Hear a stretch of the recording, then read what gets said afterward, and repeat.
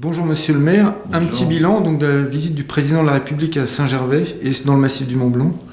Écoutez, pour Saint-Gervais, c'est quand même exceptionnel parce qu'il n'y a jamais eu de président de la République qui est venu au bourg de Saint-Gervais. On avait eu un président mais il y a 90 ans et puis un autre un peu plus tard quand les thermes ont été reconstruits en 1936. Donc on est d'abord très fiers d'avoir eu un président de la République et deux ministres qui sont venus à Saint-Gervais pour annoncer quand même des nouvelles importantes.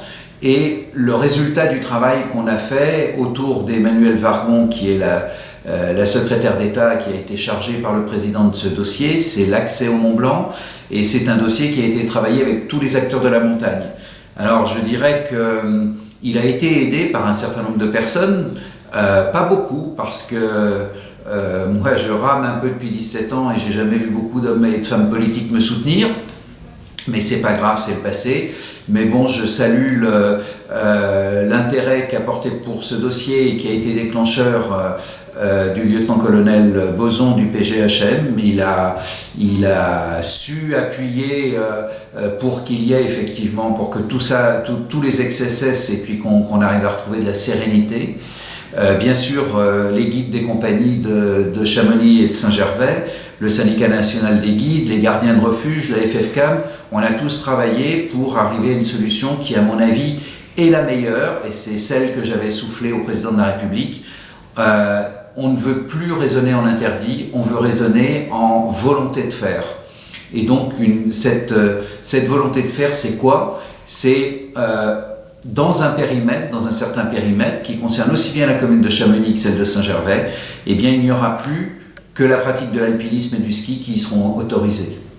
Ce qui veut dire qu'on redonne à ce territoire sa vocation première, celle des conquérants des sommets, celle des alpinistes, celle des skieurs peut-être de l'extrême aussi. Donc là, je pense qu'on a gagné, c'est le Mont Blanc qui a gagné. Parce que tous les autres qui veulent y faire autre chose, ils ne pourront plus le faire, ils auront des amendes importantes. Et puis s'il y a quelque chose de très important qu'on souhaite faire, eh bien, des dérogations seront possibles et c'est le préfet qui les délivrera après l'avis des maires concernés. Donc là, on a marqué une vraie avancée, c'est une vraie victoire pour le Mont Blanc. C'était pas que la visite du président de la République, c'était vraiment une bonne nouvelle pour le Mont Blanc. Et sinon, pour parler d'un dossier un peu important, la pollution. La pollution, c'était le deuxième dossier sur lequel moi j'avais appuyé et en faisant comprendre d'abord au ministre de la Santé que j'ai rencontré dimanche et puis au ministre de l'écologie que j'ai rencontré lundi, qu'en fait on n'était plus sur un problème de pollution, il faut qu'on arrête, c'est un problème de santé publique, c'est pas la pollution n'appartient à personne, ni sa défense. Donc aujourd'hui, on a un vrai problème de santé publique. Le président en a été très sensibilisé. Il a été comme moi choqué qu'il n'ait pas vu de fumée à l'incinérateur et que 3 heures après, il y avait de la fumée. Donc ça se fait pas. C'est pas beau pour les gens qui ont provoqué ça. Je crois qu'il fallait au contraire montrer au président dans quel état nous vivons. Et moi je lui ai montré, donc je lui ai montré aussi bien les photos que je lui ai montré la peur de la population pour les conséquences de la pollution, pas pour la pollution, pour les conséquences sur la santé, sur les enfants, sur les gens qui sont sensibles.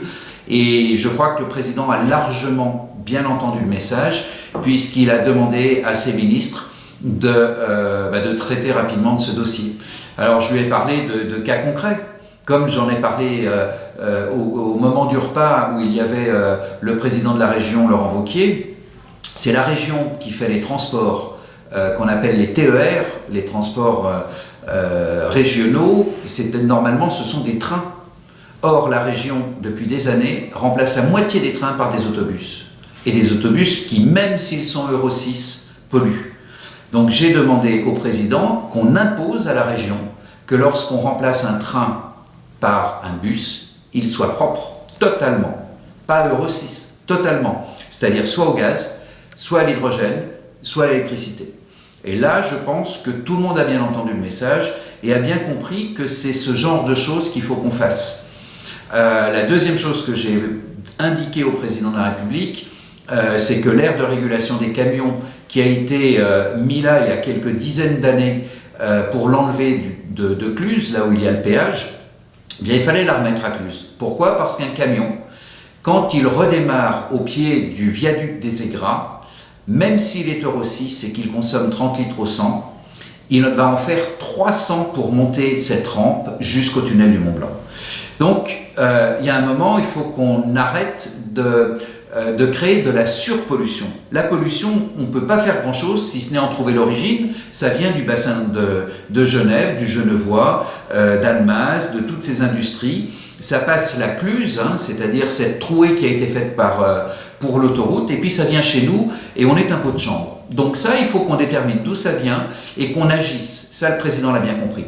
Mais il faut qu'ici, on agisse sur la surpollution. Et pas la surpollution comme certains s'en gargarisent, quand il y a des pics de pollution. Parce que les pics de pollution, c'est peu de temps. C'est en fait la pollution permanente contre laquelle il faut qu'on lutte. La pollution qui justement respecte les normes. Parce que c'est celle-là qui pose un problème. C'est pas celle du dépassement 5 jours, 10 jours, 15 jours, où tout le monde se gargarise en disant on a diminué le nombre de pics. Oui, mais c'est pas les pics qu'il faut diminuer. C'est justement ce qui est en dessous. Voilà. Et puis les pics diminueront naturellement. Voilà, il y a des mesures simples. Et puis l'autre mesure, c'est aussi de se dire qu'il faut qu'on rende inutile cette usine d'incinération. Pourquoi? Parce que si on arrive à améliorer le tri, ce qu'on va faire, eh bien, on arrivera effectivement à rendre inutile cette usine d'incinération parce qu'on en aura une de trop. Aujourd'hui, on importe, en plus des communautés de communes qui sont concernées par le CITOM, on importe 33% des ordures qui viennent du reste du département ou d'autres départements. C'est inadmissible. Il faut qu'on diminue considérablement le nombre d'incinérables pour qu'on puisse dire on va fermer cette usine et ce rapidement. Puis le dernier dossier, c'est SGL Carbone. Et là, le président m'a dit mais qu'est-ce qu'on peut faire? Je lui ai dit il faut que vous voyiez la présidente de SGL Carbone, qui est une Allemande, et puis qu'on arrive à la convaincre de faire la même usine qu'elle a en Allemagne et qui, elle, est environnementalement un exemple. Donc voilà ce que j'ai dit au président. Le président m'a assuré que les ministres allaient travailler sur ces deux dossiers, Mont Blanc, pollution, surpollution, et puis un autre dossier aussi, Tétrousse, qui a été bloqué parce que le maire des Contamines, qui est vice-président du SM3A, a bloqué les travaux. Tétrousse, où il y a une menace pour 2 à 3 000 personnes, eh bien, le président m'a promis de débloquer ça et que les travaux qui devaient être faits en 2015-2016 puissent se faire très très rapidement parce qu'il y a vraiment encore un risque et on ne peut pas l'ignorer et ne pas s'en occuper. Et comme vous le disiez, maintenant, il faut transformer les essais.